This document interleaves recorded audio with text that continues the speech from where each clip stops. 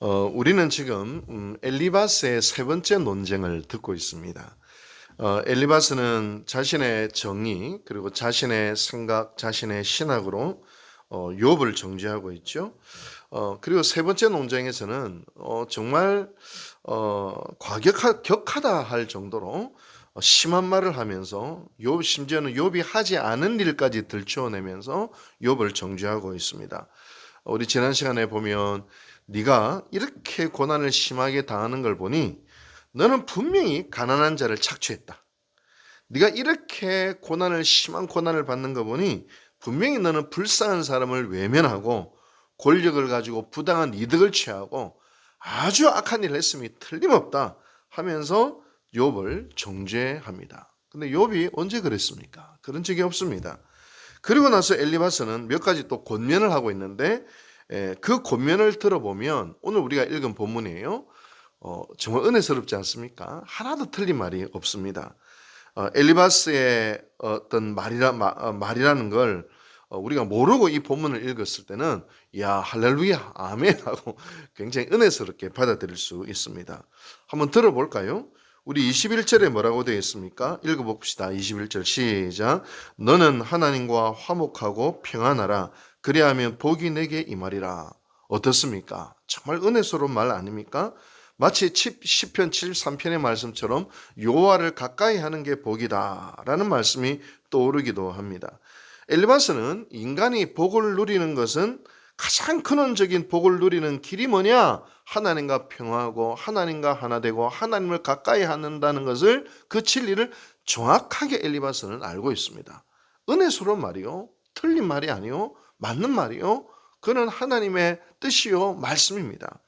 또 22절도 이렇게 엘리바스는 조언하죠. 같이 읽어볼까요? 22절 시작. 청하건대 너는 하나님의 입에서 교훈을 받고 하나님의 말씀을 내 마음에 두라.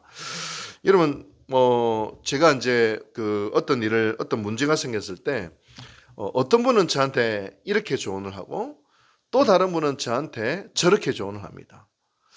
당신은 동으로 행하라. 근데 또 다른 분은 당신은 소로 행하라. 또 다른 분은 아니야 남으로 하라. 북으로. 그럼 제가 누구의 조언에 귀를 기울여야 돼요? 그래서 제가 만약에 동으로 행했다 이러면 서로 조언한 사람은 엄청 삐깁니다. 내가 남으로 행했다 이런 북으로 조언한 사람은 엄청 기분 나빠합니다. 물론 사람의 생각과 조언도 우리는 참고를 해야 되겠죠. 근데 한계가 있지 않습니까? 그 경험도 한계가 있고 그 아는 것도 한계가 있고 그의 예측도 한계가 있기 때문입니다. 사람들의 조언을 많이 듣고 참고는 하되 가장 중요한 것은 우리가 하나님의 사인을 기다리고 하나님의 말씀을 기다리고 바로 그렇게 해라는 겁니다. 하나님의 말씀에 교훈을 받고 그 말씀을 네 마음에 두고 그렇게 행해라. 이 엘리바스의 말은 정말 은혜로운 말이요, 정확한 말이요, 하나님의 뜻입니다. 틀림이 없습니다. 그리고 23절 이하를 보더라도 엘리바스의 말은 정말 100번, 1000번 지당한 말씀을 하고 있죠. 뭐냐면 하나님께로 돌이키면 하나님이 네 보물이 되실 것이다. 세상을 보물로 여기지 마라. 하나님 너를 지키실 것이다. 기뻐한다. 이 말을 지금 하고 있습니다. 여러분, 우리가 죄의 길에 있든지 우리의 실수와 잘못과 어떤 문제 가운데 있든지 우리의 모든 문제의 해결은 하나님께 있음을 우리는 믿습니다. 하나님께 아뢰고 하나님께 기도하는 것이 우리의 모든 문제 해결의 첫 단추가 되는 것이 분명합니다. 이런 엘리바스의 말은 우리가 정말 귀담아 들어야 합니다.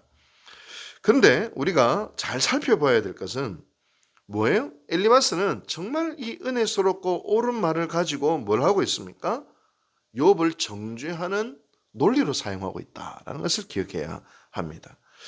제가 이제 2차 세계대전 때 독일 나치의 선전 장관 중에 괴벨스라고 했어요. 아주 무서운 사람입니다. 이 선전 장관 괴벨스가 한 유명한 말이 있어요. 뭐라고 이야기하냐면 거짓말만 하면 사람들이 안 믿는다는 거예요. 에이 뭐 그럴까 하고 안 믿는데, 거짓말만 하면 안 믿는데. 근데 거짓말을 해도 믿는 사람들은 진짜 어리석은 사람들이지만 진짜 거짓말 정말 그럴까 의심을 해야 되는데 의심하지 않고 그 거짓말을 받아들이는 사람들은 진짜 어리석은 사람이죠. 근데 거짓말만 하면 보통 사람들은 잘 안 믿는다는 거예요. 근데 진짜 파워풀하게 거짓말을 하려면 어떻게 해야 되느냐?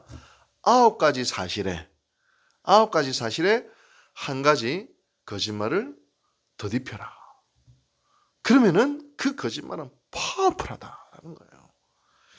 여러분, 이 게벨스의 이 논리가요, 얼마나 이 독일 국민들을 현혹시키고 독일 국민들을 구렁텅이에 빠뜨리는지 모릅니다.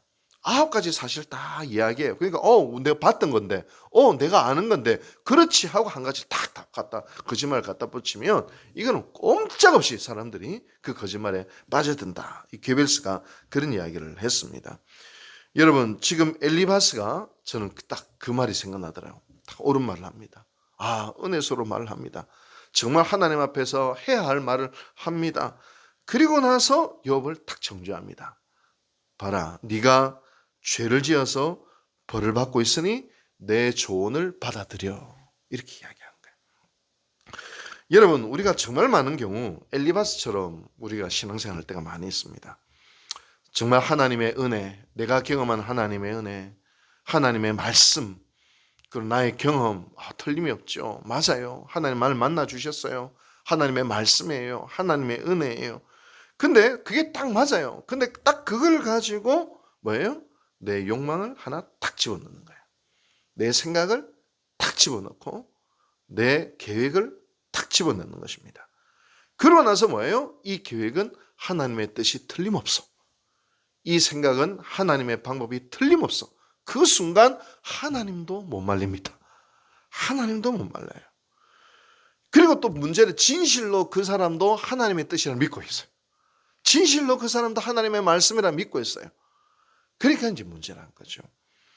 여러분, 그러면 우리가 어떻게 분별해야 되냐? 기준을 딱 알려드릴게요. 이 중요한 기준입니다. 근데 이 기준을 알려드려도 이 기준대로 안 가요, 보통. 그래서 알려드립니다. 뭐냐? 그 기준에 사랑이 있느냐? 사랑이 있느냐? 나의 정의만 있고 옳음만 있고 바른만 있고 그게 아니라 사랑이 있느냐? 사랑의 특징은요, 한때 불타올랐다가 싹 식는 게 아니라 주님의 사랑의 특징은 뭐냐면 끝까지 사랑하시니라. 끝까지 사랑하시니라. 사랑이 있느냐? 내 생각대로 막 했다가 막 안 되면은 안 해버려, 안 사랑해버려. 그리고 내가 조언을 하고 뭐 가령 내가 막 열심히 했는데 뭔가 내 계획대로 안 되니까 내가 안 해버려. 그거 뭐예요? 내 본능적인 사랑이지. 그건 사랑이 아니에요. 내 욕망이 사랑이 아니에요. 끝까지 사랑하느냐. 또 두 번째는 뭐냐면 거기에는 나의 희생과 헌신이 있느냐. 보통은 뭐냐면 그 동기들이 내 좋은 거예요. 내가 원하는 거예요. 내 유익한 거예요. 내가 이득이 있는 거예요. 딱 그거를 싹 집어넣잖아요. 안 해요. 오히려 내 생각을, 하나님의 뜻은요, 상당 부분이 내 생각을 거스른, 주님의 십자가를 보세요. 주님 오죽했으면 이 잔을 옮겨달라고 했잖아요. 하나님의 뜻은 어쩌면 상당 부분이 내가 원하지 않는 겁니다. 하나님의 뜻은 상당 부분이 내 생각을 거스르는 겁니다. 하나님의 뜻은 상당 부분이 내 감정이 상하는 것일 수 있습니다. 하나님의 뜻은 상당 부분이 내가 손해보는 것일 수도 있습니다. 여러분, 이게 기준이 될 수 있게 되기를 바랍니다. 그러니 얼마나 이 기준대로 향하기 힘들어요. 그렇죠? 내가 원하는 것이 있고 내가 바라는 것이 있고 내 계획이 있고 내 목표가 있고 그 1%를 99% 하나님의 말씀에 딱 넣어서 하려고 했는데, 그래 하나님의 뜻이라고 했는데 김원필 목사는 아니래.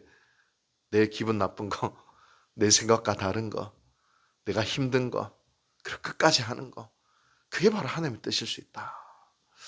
여러분, 우리가 하나님의 말씀을 얼마나 많이 오용하고 내 욕망을 위해서 이용하고 내 뜻을 위해서 끌어다 쓴 것들이 얼마나 많이 있습니까? 이제는 하나님을 이용하는 사람이 아니라 하나님이 나를 사용하는 사람이 될 수 있게 되기를 주님의 이름으로 축복합니다. 기도하십시다. 하나님 아버지, 감사드립니다.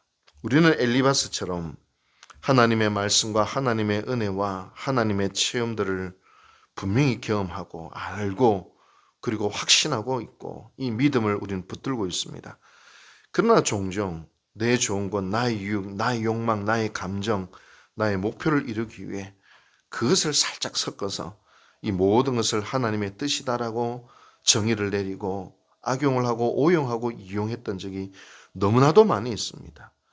그러기에 하나님조차 말릴 수 없는 상황 가운데 있음을 바라봅니다. 그러나 여기에 내가 끝까지 사랑함이 있느냐, 나의 손해봄이 있느냐, 내 감정이 아프고 내 마음이 아프고 내 심령이 아프고 내 생각을 거스른 것이 오히려 거기에 있느냐. 하나님, 오늘도 십자가를 바라보며 그것이 우리의 절대적인 기준이 되게 도와 주시옵소서. 오로지 하나님을 내 욕망과 내 생각을 위하여 이용하는 사람이 아니라 힘들고 고통스럽고 외면하는 것이라 할지라도 하나님이 나를 사용하시도록 나를 내어드리는 사람 될 수 있도록 은혜 베풀어 주시옵소서. 이 모든 말씀 예수님의 이름으로 감사하고 기도하고 축원하옵나이다. 아멘.